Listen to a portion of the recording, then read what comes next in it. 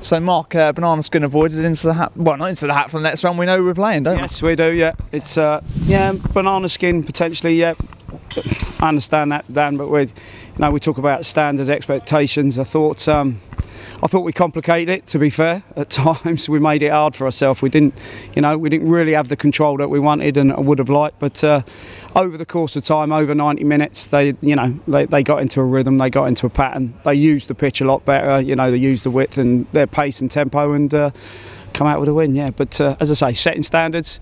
We'd like a little bit more, I think. Yeah, I mean, Lewes, again, not that we'd expect them to, but certainly didn't come here to lay down, did they? Gave a great account of themselves. No, not at all. But we never expect them to. They've got to this element around of an FA Cup. They're not going to come here. They're going to want to come and work hard, and they certainly did that for their manager. That's for sure. And they made it difficult. But as I said, we talked about setting standards. We talk about us a lot and how we do things, and little elements could have been a lot better. But they've done the job.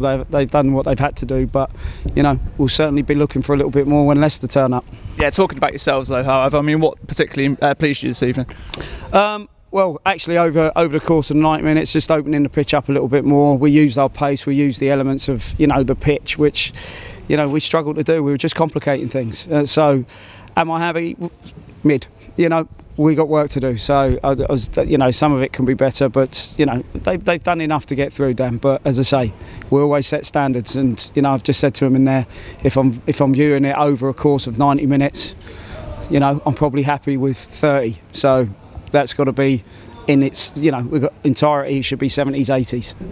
I mean, positively, it was a good show of their mettle in many ways, wasn't it? It was a bad time to concede just after a half-time break, and they could have wilted, but they didn't. They came back firing. Yeah, no, listen, resilience is, they've got to have some of that, but, the quality we have on the pitch, we think, we should go out and match any team and get results. So, it's not about resilience. It probably spurred us on a little bit more. It's one of those common denominators that we weren't getting out of the first gear that much, and then all of a sudden, we go, we're in adversity a little bit, and then all of a sudden people start stepping up a little bit. But as I said, that expectation that for me should be from the start, and we were just complicating things.